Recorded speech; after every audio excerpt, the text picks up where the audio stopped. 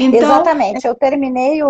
Eu terminei o doutorado no final do ano passado.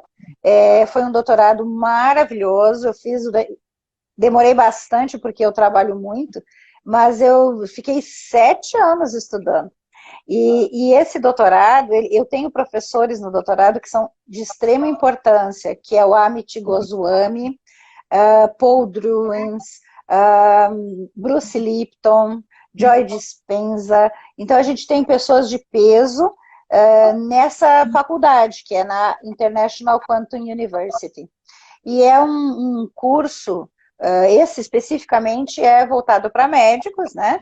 E agora eu estou fazendo, estou no final da tese, vou defender essa tese ainda, se tudo der certo, antes de julho, agora, para o PhD, que é justamente o que me interessa mais, que é o PhD, que é o Postdoctor em Medicina Integrativa Quântica. E eu sou a única médica do Brasil que tem esse curso. E eu fico muito feliz de dizer que eu aprendi muito, porque eu tenho usado muito as teorias quânticas para fundamentar cientificamente os florais, que são esses florais que eu trabalho, que são os vibracionais, né, são feitos através de uma tecnologia, né, quântica, e também a fundamentação da radiestesia. Tanto que a radiestesia, nesse livro, aqui ó, embaixo está escrito radiestesia científica. Porque uma coisa que me deixa sempre muito assim disposta é provar para as pessoas que não estudam como a gente, né, Vera? sim, E que tem mania de fazer opiniões, né? Elas dão opiniões como se fossem grandes especialistas nas áreas, mas elas não têm conhecimento como a gente tem.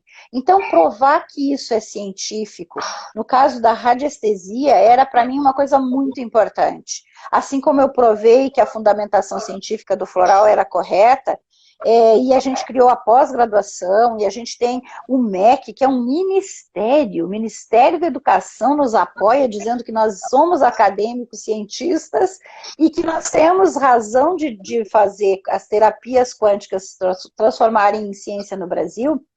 E aí vem qualquer um, vamos dizer bem assim, que é o caso de alguns, até físicos, mas da física clássica, né? Ou professores de grandes universidades, mas que não têm nenhum estudo na física quântica e principalmente não estudaram a física quântica na saúde, né?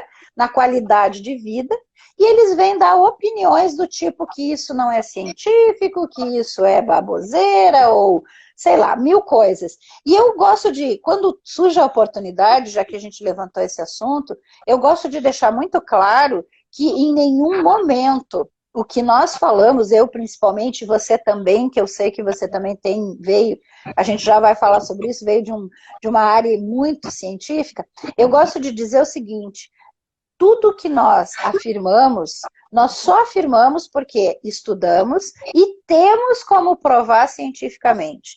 Então, eu gosto de que todo mundo entenda que em nenhum momento a gente está brincando de dizer as coisas. Nós não estamos inventando nada, nós estamos simplesmente fazendo o link que as pessoas às vezes não se dão conta de uma teoria que foi comprovada na prática e que se transforma em ciência, e essa teoria faz o embasamento de alguma outra coisa. Então, esses links que as pessoas têm dificuldade de fazer, nós fizemos, porque a gente estuda e junta, né?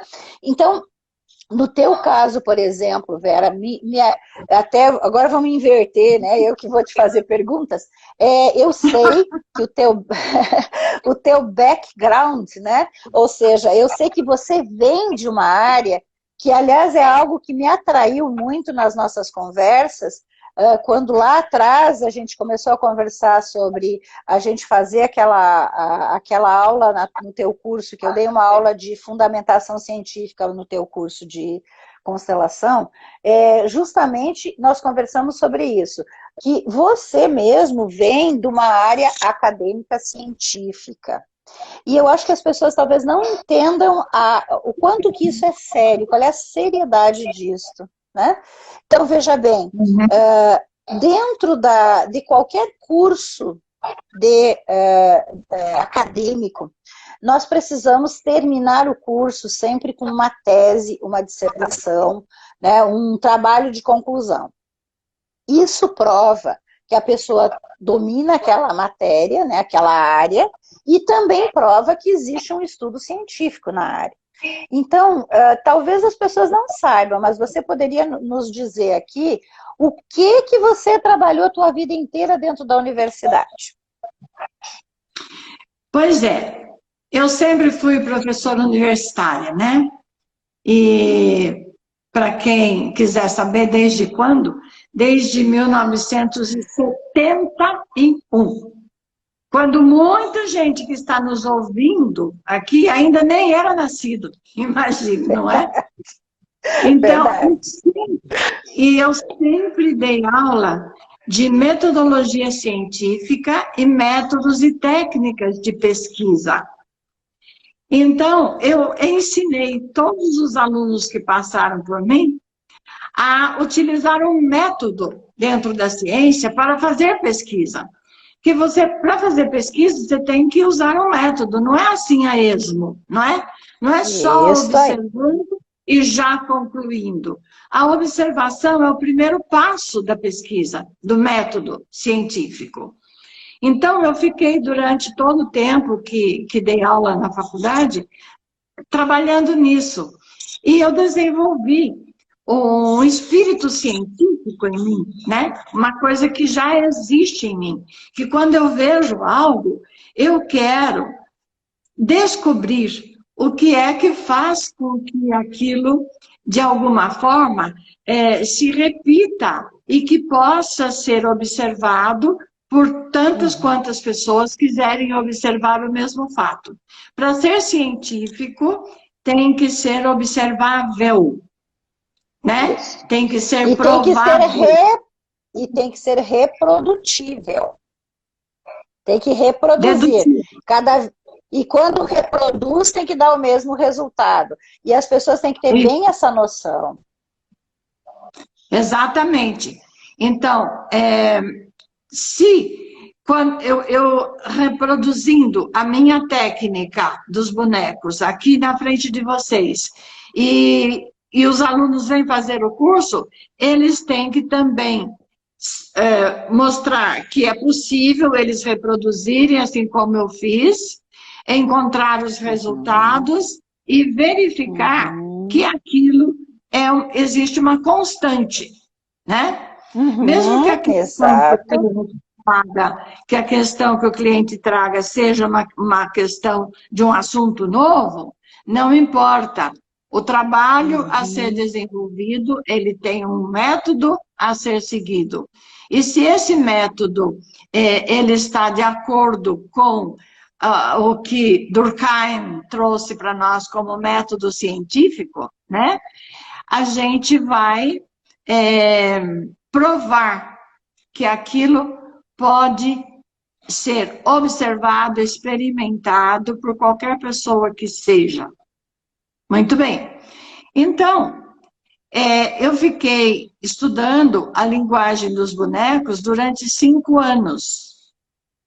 Ao acaso que as coisas acontecem, que nos dão o start para fazer uma pesquisa científica, quase sempre o start vem do acaso. Algo que aconteceu na vida, né? Por exemplo, aquele cientista lá que entrou na banheira para tomar banho, e ele entrou na banheira e a água derramou, né? A banheira estava muito cheia, derramou a água. Ele falou, eureka! Como se dissesse, né? O que é isso aqui? 2 corpos não ocupam o mesmo lugar no mesmo campo. Espaço. Isso dentro da física newtoniana, né? Porque dentro da física quântica a gente sabe que 2 corpos ocupam, sim, o mesmo lugar, no mesmo espaço, não é isso? Exato, então, existe, exatamente. A superposição. A superposição. E esse start aconteceu comigo também, quando, depois de ter feito 4 cursos de constelação com bonequinhos com os alemães que vinham dar curso aqui no Brasil, eu observei que todos eles faziam do mesmo jeito, né? Usavam a mesma técnica que foi utilizada pelo casal Jacob Schneider e Sieglinde Schneider. Ou seja, os bonecos eram utilizados apenas como objetos mesmo, colocando ali no lugar das pessoas, dos representantes. Nesse caso, não seria necessário que fossem bonecos, poderiam ser pedrinhas, poderiam ser copos descartáveis. Tem gente que utiliza copos descartáveis para fazer a constelação nesse formato, né? Os copos grandes são os adultos, os copos menores, os copinhos seriam as crianças. Então, não seria necessário que fossem bonecos. Só que eu fiz 4 cursos de bonecos. E todos eles, os bonecos, eram simplesmente objetos inanimados e que não se moviam. Apenas observava-se a posição que eles estavam e faziam-se inferências, levantavam hipóteses do que é que está sendo mostrado ali. Então, existia muito racional e muita interferência do facilitador no campo dos bonecos. E eu não aceitava aquilo. Por que eu não aceitava aquilo? Meu Deus do céu! Por causa exatamente de ser pesquisadora, de ser cientista. Assim como a gente já conversou tanto sobre isso, que se Bert Hellinger propõe que o método das constelações seja um método fenomenológico, né? A gente, dentro da ciência, a gente tem a fenomenologia científica. Existe a fenomenologia filosófica, existe a fenomenologia religiosa, né? Mas na filosofia científica, que é a minha área, filosofia não, desculpe, na fenomenologia científica, na minha área, é muito importante que não haja a interferência do indivíduo que está ali para facilitar a constelação. Não pode haver o pensamento, o raciocínio, levantamento de hipóteses, né? É a pura observação. É factível. É bem factível. É aquilo que o fato está mostrando e é aquilo ali e pronto. E você acredita. Para isto, você precisa se manter de cabeça vazia. Se você ficar pensando, aí dificulta o insight que possa vir, porque o insight vem quando a gente permanece de cabeça vazia, concorda? Com certeza. Se você fica pensando... Exatamente assim. Você não dá espaço para que o insight chegue. Então, eu havia assistido esses 4 cursos e quase desistindo de trabalhar com bonecos, né? Ai, Rosângela, o que aconteceu? Eu, em casa, botei um bonequinho, eu tinha comprado o kit de bonecos, né? Para fazer os cursos. Botei um bonequinho lá em cima da mesa e quando eu coloquei o dedo na cabecinha dele, eu levei o maior susto, ele começou a andar. Assim, do nada, o boneco começou a andar. De repente, ele virou, deu uma virada assim embaixo do meu dedo. O meu dedo parado e o boneco girando. Eu falei, não, o que é isso? Eu preciso ver que fenômeno é esse. O que está acontecendo? Daí, você veja a importância, vamos levantar uma situação aqui. A importância da sua mente ser científica. Qualquer outro podia ter se assustado, achado que isso era, sei lá, paranormal, do outro mundo, jogado os bonecos fora, ou ao contrário, pego os bonecos e achado que aquilo, né, era algo da própria pessoa, né? E você não, você prestou atenção e disse assim, vamos observar, vamos saber o que é isso. Esta é a mente científica certa, por isso que eu te admiro nesse ponto. Uhum, obrigada. Então, é isso daí que me fez iniciar uma pesquisa. E eu comecei a observar os movimentos dos bonecos e fiquei boquiaberta. Por quê? Porque eles não se movimentavam a esmo. Eles se movimentavam de acordo com a intenção da pessoa em resolver uma questão que estava emaranhada na sua vida, que estava travando a vida ou trazendo dificuldades, né? Então, quando eu comecei a pesquisar, eu tinha muitos alunos do curso que eu dava para autoconhecimento. Chamava-se Oficina para a Paz Interior, o nome do meu curso. E muitos alunos. E eu um dia tive a ideia de propor em classe que eu estava realizando uma nova pesquisa e gostaria de saber quem gostaria de ser cobaia, entre aspas, né? Eu chamo de cobaia, assim, para que a pessoa entenda. Sim. Ela vai ser um elemento que vai me servir para observação e coleta de dados, né? Então, muitos dos meus alunos, até eu acredito que todos eles, teve só um que não quis porque ficou com medo. Ficou com muito medo, que o boneco andava e falava, meu Deus, que medo, saiu correndo. Mas todos os outros alunos que quiseram, então eu pesquisei e fui fazendo a coleta de dados de acordo com a observação da questão do cliente, do movimento dos bonecos e como é que a seleção das informações que vinham, elas eram filtradas exatamente para aquela questão, né? Naquela época... Era, na verdade, uma especificidade de informação naquele campo. Era isso que acontecia.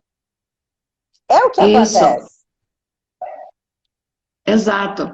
E naquela época ainda, Rosângela, nos cursos de constelação que eu fiz vários cursos, era o início da década de 2000 ainda, né? Não se tinha o conhecimento da teoria de Rupert Sheldrake, dos campos mórficos e morfogenéticos, entendeu? Então, os meus primeiros professores nunca falaram sobre isso, nem Bert Hellinger nunca, no início, falou sobre isso. Entendeu? Sim, então, porque foi, na verdade, se a gente considerar a linha do tempo, foi, na verdade, foram agregando os conhecimentos da física quântica, e no caso, Rupert Sheldrake tem o pé na física quântica também, né? Porque ele fala de campo. O campo morfogenético é um campo de informação. E isso, sim, a base é quântica, né? Então, na verdade, o que eu vejo é que as pessoas ligadas às constelações, e essas pessoas, né, que vamos dizer assim, que foram bases para que a constelação se espalhasse no mundo, não tinham também a informação na época para explicar. Não tinha uma explicação desta forma. E isso foi sendo agregado. E o que eu vejo, e aí eu vou de novo dizer uma coisa que é outra coisa que me impressionou muito, o que eu vejo foi assim, não apenas você ter se mantido fiel à ideia da ciência, para fazer uma pesquisa tão longa, né, porque qualquer outro tinha jogado os bonecos fora por 5 anos estudando aquilo. Então, eu acho que tem que ter muita vontade de saber como é que é e o que é. E como você diz, agora, hoje, você tem certeza absoluta daquilo que você ensina, porque você tem a experiência. E isso é fundamental, sabe? Eu tenho batido muito nessa tecla na minha área, que é os florais quânticos, e eu digo assim, olha, ninguém pode se colocar na frente de uma plateia e dizer assim, eu conheço os florais, se não tiver as duas coisas. o ensinamento científico, que isso você aprende, mas a prática. Porque a prática do uso, de saber o que acontece, isso é fundamental, porque é assim que a gente consegue passar a nossa experiência. E por isso que eu acredito que, com certeza, eu posso dizer que uma pessoa que tem toda a base científica, que foi você que trouxe para esses bonecos, que essa é a verdade, e além disso tem toda a prática. Então, por isso que eu acredito muito que os teus cursos são maravilhosos. Isso, sem falsa modéstia, eu acho que sim, porque eu vejo nos feedbacks que recebo dos meus alunos, né? Os feedbacks são muito importantes para a gente ir melhorando cada vez mais. Então, quando eles mostram que eles estão gostando, olha que bom, mas eu ainda vou cada vez mais buscando conhecimento, estou sempre me reciclando, não paro de fazer curso, não parei até hoje, não paro, não adianta, não consigo, né? Por quê? Porque o conhecimento científico, ele nunca tem um fim. Está sempre evoluindo, sempre evoluindo. Isso. Né? Isso. As teorias científicas, por que elas não são leis? Porque as teorias, elas sempre podem ser modificadas, podem ser acrescentados novos conhecimentos, até que chega uma hora que não tem mais o que acrescentar, porque aquilo é evidência pura, aquilo se torna uma lei, né? Exato. Como tem algumas leis, né, no trabalho de Newton, que não dá para ninguém querer derrubar aquilo dentro do macro, né? Porque a física quântica, ela veio buscar o estudo, veio botar um foco no micro, não é isso? Então, dentro do elas, micro... na verdade, uma coisa muito importante que eu vejo é essa visão atual da integração da quântica clássica e a clássica e a quântica, né? Então, a física hoje, ela não pode mais estar dividida. A verdade, a gente teria que fazer essa integração de uma forma tranquila, não mais como mudanças de paradigmas, porque a gente já mudou os paradigmas na proposta. E o que nós precisamos realmente é, cada vez mais, mostrar para as pessoas de uma forma simples, porque talvez essa é a dificuldade dentro da área da física quântica, é as pessoas fazerem um entendimento mais lógico e prático do dia a dia, porque fica assim muito, né, fica uma coisa muito fora do dia a dia, quando na verdade 70% da tecnologia utilizada nos dias de hoje vem da física quântica, mas as pessoas não sabem. Né? Exato. Então, se você parar para olhar essas bases científicas, elas explicam muita coisa. E hoje nós não temos absolutamente mais, em nenhum momento, que dizer que um fenômeno que aconteça não tenha uma explicação científica. Porque hoje nós conseguimos entrar no âmago de cada fenômeno. E nós temos como observá-los, como você fez com os bonecos. Então, me parece assim que é algo assim que já está estabelecido, mas está faltando que as pessoas, em geral, entrem nessa ideia, porque é uma informação que está no campo. E esse campo de energia, que a gente até se utiliza muito da ideia dessa nuvem, né? Porque a gente chama de nuvem os campos lá do Dropbox, Google Drive, essas coisas aí, o pessoal chama de nuvem, né? Por causa do Steve Jobs, que chamou de cloud, né? O tal do iCloud. Mas, na verdade, são campos de energia. E esses campos de energia, eles têm um endereço. Isso é tecnologia, né? E é tecnologia do micro sendo utilizado pelo macro também. Essa é a verdade. não é? E quando você fala, mas então a gente cria um campo quântico com os bonecos, é óbvio que a gente cria, porque ele já estava lá. E as pessoas têm dificuldade de entender. Eu até quero lembrar aqui que você fez uma demonstração para nós, e aí ficaram perguntando, sim, mas né, qual é o campo, qual é o... Está sempre, a gente está dentro dos campos, né? Eles não estão fora de nós e não estão longe de nós. A gente está aqui.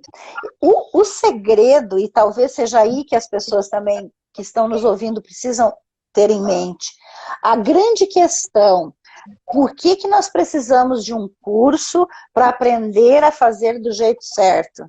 É que nós precisamos usar a técnica para fazer com que aquele campo seja um demonstrativo do problema da pessoa.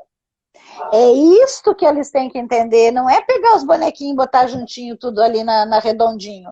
Né? Uma forma simples de dizer. A questão toda é aprender a técnica. E utilizando essa técnica, que é uma técnica científica e que tem um fundamento científico, você consegue ajudar muito mais as pessoas. E não fica enganando elas. Porque uma coisa que me preocupa muito, vamos dizer aqui publicamente, é os cursinhos de constelação de fim de semana, como a gente diz, de pessoas que não estão preparadas e ficam se interferindo no problema dos outros, e dando ideias, e dando, né, interpretações que, na verdade, podem não ajudar as pessoas. É ou não é? Conversa um pouquinho conosco sobre isso, vê se eu não tenho razão. Exatamente. Até tem uma pessoa que escreveu aí no chat, e está aqui na tela, eu tô lendo aqui, ó. Como psicóloga, vi muitas inferências, assim como errôneas interpretações por parte do profissional, com o agravamento da situação do cliente, né? Acontece isso mesmo. Acontece sim.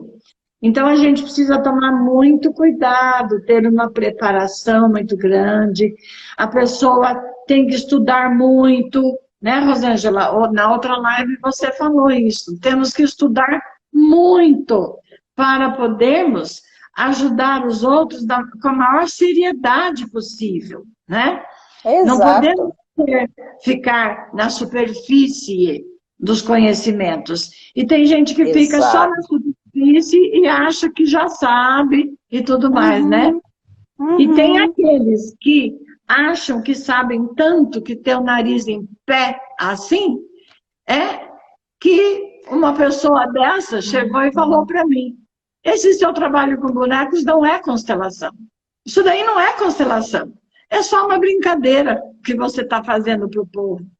Meu Deus do céu! Eu fiquei horrorizada dessa pessoa. Eu falei, então, eu trago aqui para mostrar para você experimentar. Não, eu não quero, eu me nego a experimentar, não quero. Mas você não sabe, como é que você dá uma opinião se você não conhece? Você não conhece? Exato. Não, eu sei que você bota o dedo nos bonecos e você empurra os bonecos. E fala que os bonecos andam. Os bonecos são empurrados por você. Falei, ai meu Deus do céu, o que eu posso fazer? Uma pessoa que quer se negar à evidência, né? Essas são as piores. Essas são as piores. Porque além de se acharem como uma autoridade e tentarem influenciar os outros, ainda não aceitam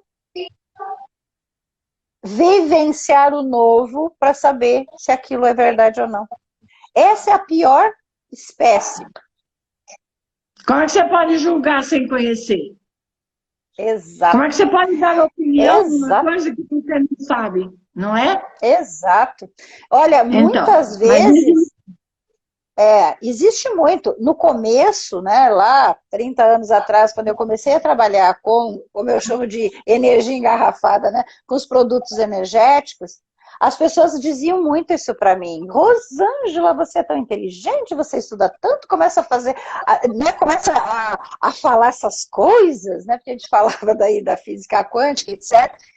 E eu me incomodava com aquilo. Aí eu fui amadurecendo, a gente vai envelhecendo, vai amadurecendo, e eu comecei a dizer assim, querido ou querida, quando você estudar tudo que eu estudei e souber tudo que eu sei, venha de novo discutir comigo esse assunto. Enquanto você não souber, não adianta você ficar falando, porque você não tem razão nenhuma de falar.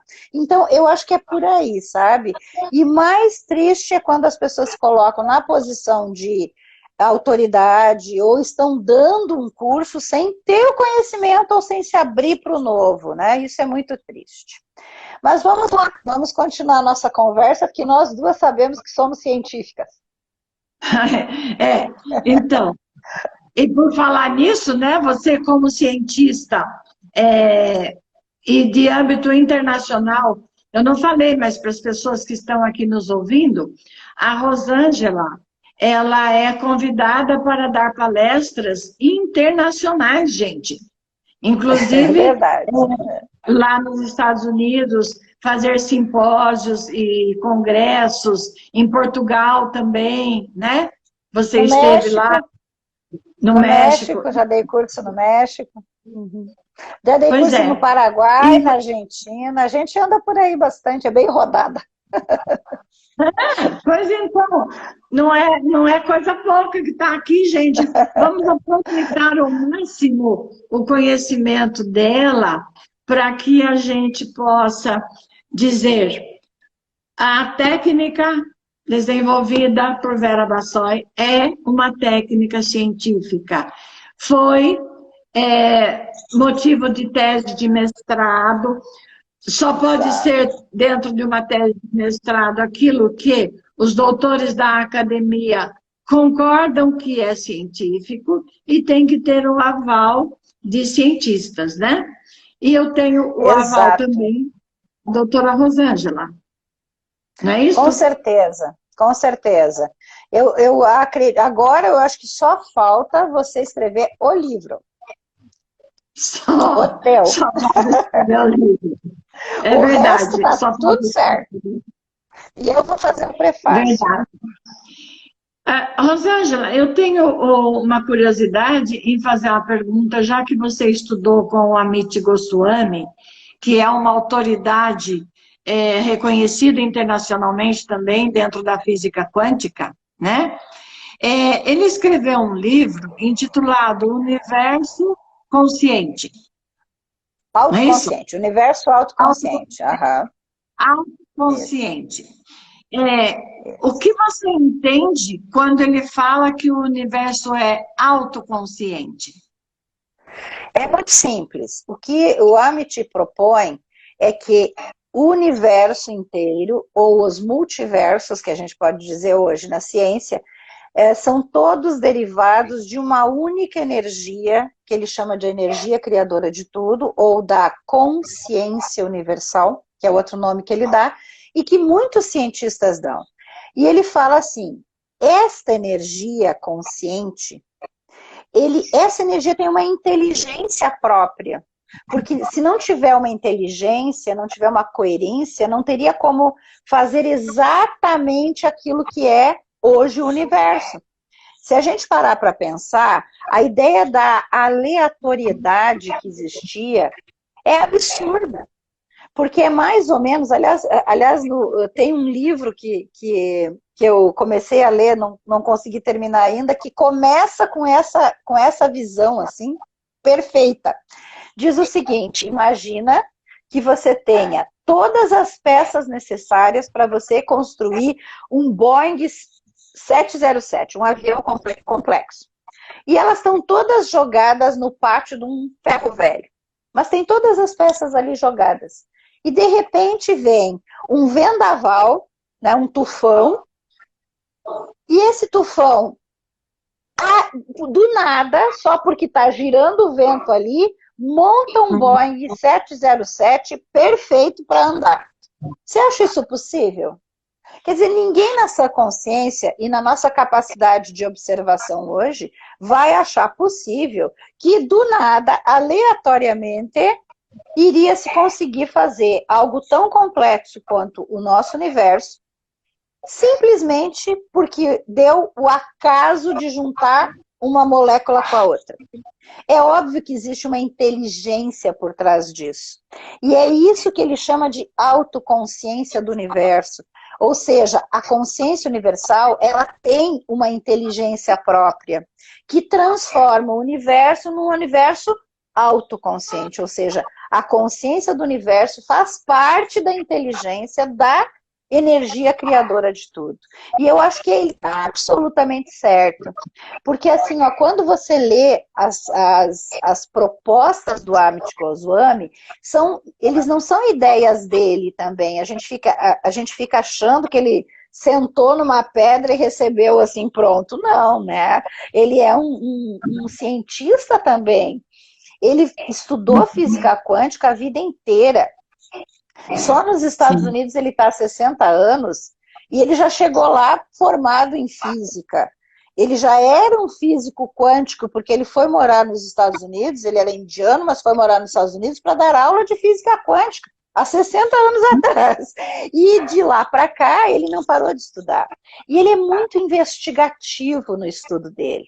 Então, quando você pega um livro como esse, Universo Autoconsciente, ou o livro que eu acho que é um livro de cabeceira para qualquer um que queira trabalhar com as terapias quânticas, que é o médico quântico, que um físico tem para falar para o serviço de saúde, né, para os médicos. Então, o médico quântico e o universo autoconsciente do Amit Goswami são livros que você se dá conta que ele juntou ali a nata do melhor que tinha em termos de informação científica, isso numa pesquisa imensa. Inclusive, ele faz uma pesquisa interessantíssima das civilizações ancestrais. E agora eu quero dizer uma coisa muito importante, gente. A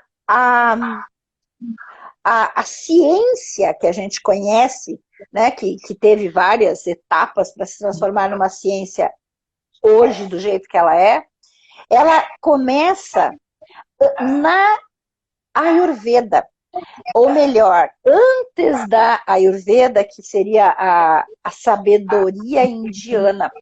Então, a coisa mais antiga das civilizações que nós temos, de sabedoria ancestral, são os indianos. Há mais de 6.000 anos atrás. Eles são antes dos chineses. E a medicina tradicional chiliada na sabedoria indiana. Não é uma informação interessante?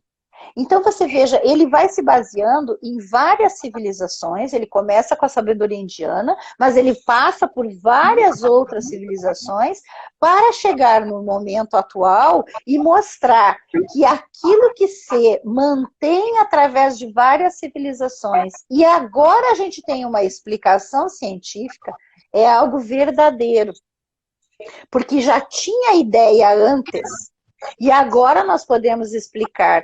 E é assim que ele vai baseando a explicação da ciência para a física quântica fora do átomo. Porque isso é uma outra, vamos dizer assim, confusão científica que existe, que é achar assim, que a física quântica explica o átomo, ponto. Que ponto? Não tem ponto aí. Por quê? Porque tudo é feito de átomos. Então, alguém chegar para mim hoje e dizer assim, não, mas você está usando as leis da física quântica, a teoria comprovada da física quântica, que é para o átomo, e você está usando para uma pessoa inteira, está errado. E eu respondo, de que é feita a pessoa? Como assim? Se nós somos feitos de átomos, tudo que vale para um átomo tem que valer para nós. Senão não tem lógica. Não é verdade? Por mais que a gente vai estudar, a gente vai estudando pedacinho por pedacinho para facilitar o estudo, nós temos que juntar tudo no final, pois nós somos uma pessoa só.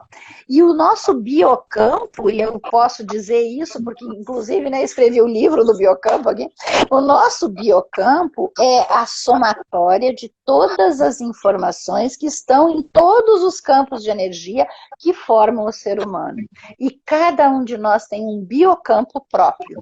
Quando você monta na constelação o campo com esses bonecos Playmobil, na verdade, o que você está fazendo é uma representação por emaranhamento quântico daquele campo que está dentro da pessoa.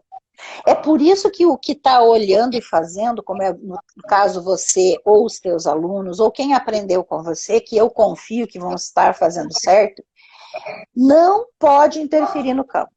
Não pode. E aquele momento em que se coloca o dedo e esse boneco começa a andar ao contrário do dedo, que é algo também que é notório, quer dizer, qualquer pessoa que está olhando entende que você não empurra o boneco, os bonecos caminham ao contrário. Então, este momento é o momento em que a pessoa, ou no caso você, ou quem aprendeu a fazer isso, está se colocando como um instrumento para a passagem da informação daquele campo para este, que é o emaranhamento que aconteceu. Então, tudo depende de uma coisa chamada intenção. Tudo depende disso. A mesma coisa que acontece com o Reiki. O que é o Reiki? É você emitir informação através de biofótons por intenção. Mas não precisamos falar de Reiki, vamos falar de uma coisa que todo mundo conhece, oração. O que é uma oração? É uma intenção. É você colocar a intenção e você levar a energia própria para que a energia faça com que aquela oração aconteça. Mas o que é oração? É a intenção. Ah, mas a gente repete a mesma coisa que todo mundo diz. Perfeito. Por que tem força aquilo que é repetido?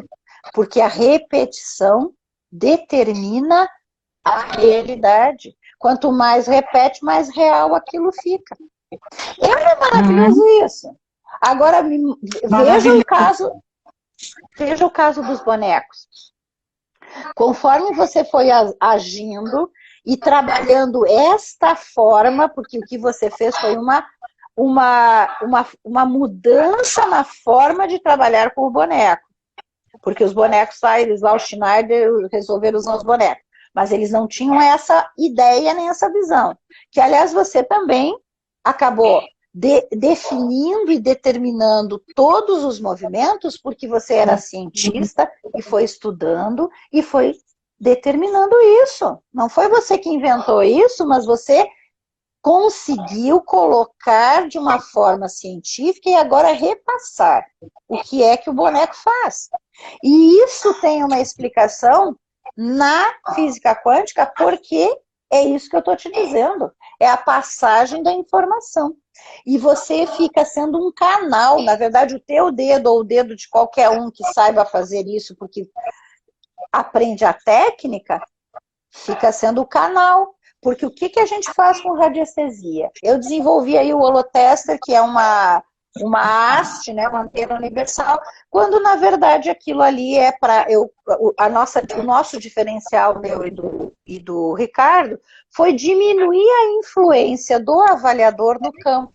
Você veja como tudo tem a ver e está conectado. A mesma coisa acontece com o boneco. Você tem que tirar a tua interferência no campo, para que você seja o canal, para que passe a informação.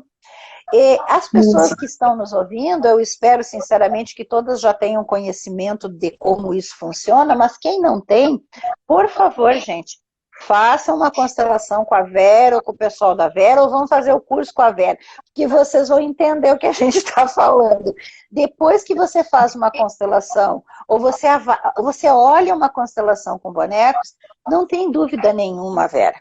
Não tem dúvida. Vamos lembrar algumas aqui que a gente conhece, né? Como é que pode um boneco, né, uma boneca, simplesmente empurrar para fora do campo uma pessoa, né, um outro boneco. Da onde que isso sai? Não tem que ser uma informação que está naquele campo, não tem como ser outra coisa. E boneco que sapateia, hein, Vera? Você sabe do que nós estamos conversando. O boneco sapateia! Aquilo eu achei maravilhoso. Quer dizer, não apenas capta as ações para que a gente interprete, mas capta também as emoções. Capta a personalidade, capta o comportamento. Eu acho que isso é algo muito interessante. Muitas pessoas falam assim para mim, mas será que a constelação de bonecos tem o mesmo efeito que uma constelação com pessoas? Eu falo, sim, é a mesma coisa. Aí a pessoa diz assim, mas as pessoas sentem emoções, as pessoas falam, elas contam o que elas estão dizendo, os bonecos não falam nada. Então, acho que não é a mesma coisa. Eu falei, eles falam sim, eles falam, é que a linguagem deles é diferente. É uma linguagem silenciosa, é uma linguagem através de movimentos. Então, eles falam sim. Eles mostram carinho, assim como eles mostram raiva.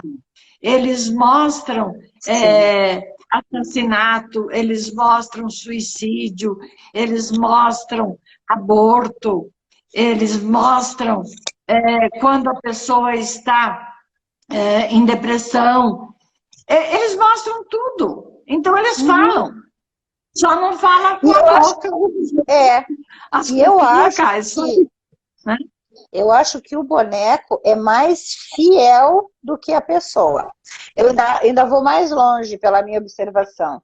O boneco é mais fiel. Por quê? Porque ele não tem a emoção da pessoa que recebeu a informação no campo. Entendeu? Porque eu sei, porque eu já participei de constelações, eu dentro de um campo representando alguém. E eu sentia em mim algumas coisas que eu sabia que eram do campo, mas ao mesmo tempo eu pessoa, queria mudar aquilo. Quer dizer, não necessariamente tudo que está ali no campo com pessoas é somente do campo. Pode ter muita coisa de interferência das pessoas também. É verdade. É verdade. Eu vi muitas vezes Bert Hellinger tirar um representante do campo e substituí-lo por outro. Sabe? Eu vi muitas vezes ele fazer isso. Não, você não serve. Pode sentar, pode sentar. E coloca outra pessoa. Né? Por isso, porque ele se dava conta. Ele pôs fora do campo um médico, né? E esse rapaz ficou tão bravo. Ele falou para Bert, que o senhor está pensando que eu sou para me mandar sair assim do campo. Ou seja, só porque ele era médico, ele era melhor do que os outros, né? Bert disse, você não serve como representante. Sai, você não serve como representante. Assim. Simples assim. Mas por quê? Pela interferência. Porque o outro estava pensando, ele ficava pensando o tempo inteiro. Então ele queria fazer coisas para dar conta daquilo que ele achava que deveria, naquele momento, acontecer ali no campo, né? Exato. Então é isso. Nós temos pouco tempo pela frente, mas eu gostaria de ainda falar para você uma coisa, vamos ver se dá tempo. Eu tenho feito para os meus alunos interpretações minhas, com as minhas palavras, com a minha maneira de raciocinar, sobre a diferença entre os campos mórficos e campos morfogenéticos, né?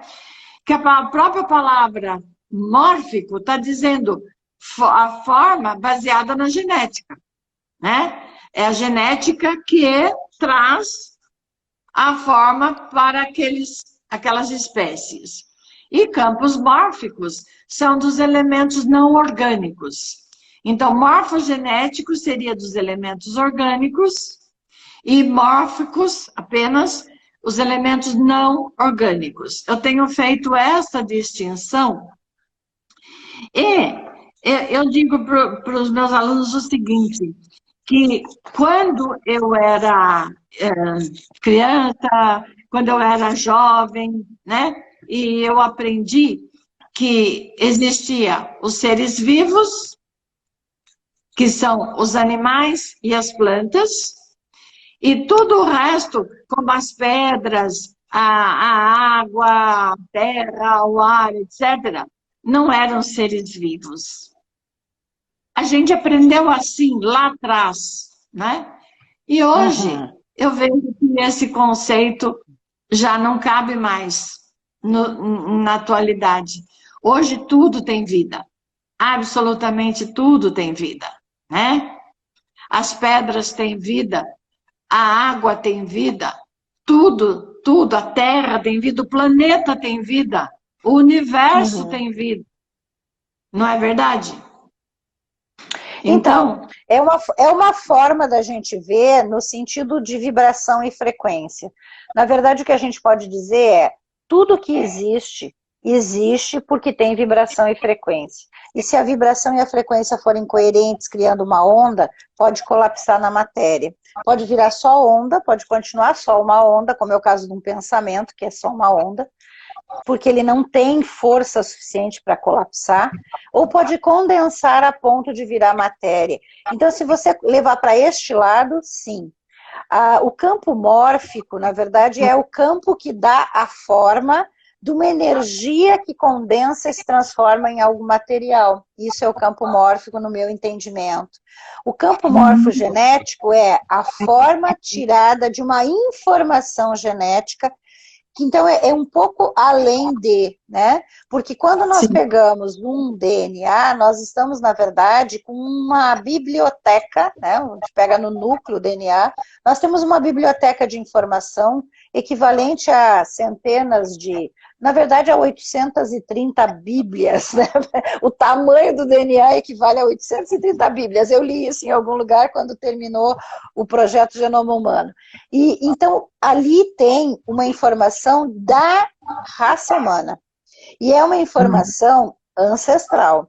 Só que 0,1% desta informação vai ser específica para aquela pessoa, que vai ser só aquela pessoa que vai ter. Então, essa informação, que ela está condensada no DNA, ela também existe num nível de campo quântico, que é a informação não materializada ainda, mas dentro de um campo de energia que a gente chama de corpo vital. Então, o nosso corpo de energia vital é onde está a informação da forma tirada do DNA, então do campo morfogenético, para aquela pessoa própria, e isto vai determinar a regeneração celular.